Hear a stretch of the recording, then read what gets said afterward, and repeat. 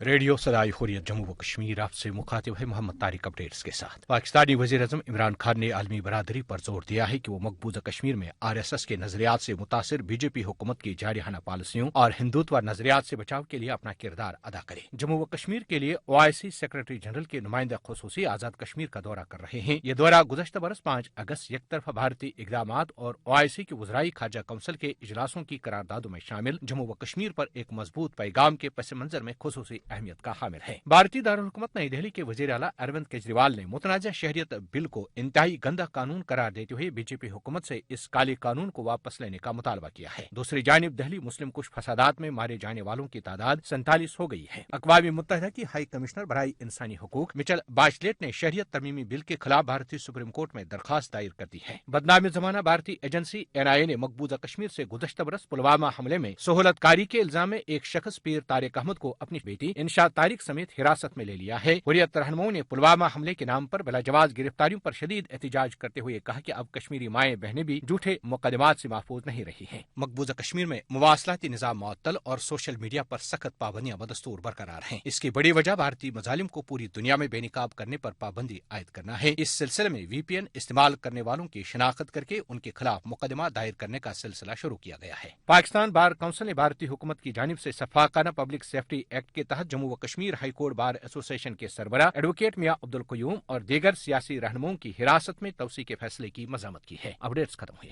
کشمیری عوام تو ایک طویل عرصے سے بھارت کی ریاستی دہشت گردی کا شکار ہیں، لیکن بھارت کی مودی سرکار نے مقبوضہ ریاست کی خصوصی حیثیت ختم کرنے کے بعد نہ صرف کشمیری مسلمانوں پر ظلم و بربریت کی انتہا کر رکھی ہے، بلکہ اس کے غیر انسانی ہتھکڑوں کے باعث آج پورے بھارت میں مسلمانوں کی زندگی اجیرن بن چکی ہے۔ بھارت کی سڑکوں پر مسلمان نوجوانوں کو گھسیٹ کر مار ڈالنے کے مناظر عام ہو چکے ہیں۔ جنونی ہندوؤں کے جتھے جگہ جگہ مسلمانوں پر حملہ آور ہو رہے ہیں۔ پوری دنیا مودی کا صفاق چہرہ دیکھ رہی ہے۔ سنتے ہیں BBC کی یہ مختصر رپورٹ۔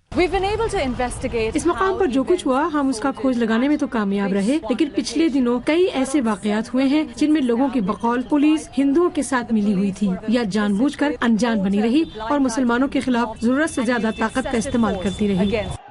اس مسلمان لڑکے کو پولیس نے مار مار کر ہلاک کر دیا۔ اکیلے بچوں کو کتنے سارے پولیس والے مار۔ فیضان کی عمر 23 سال تھی۔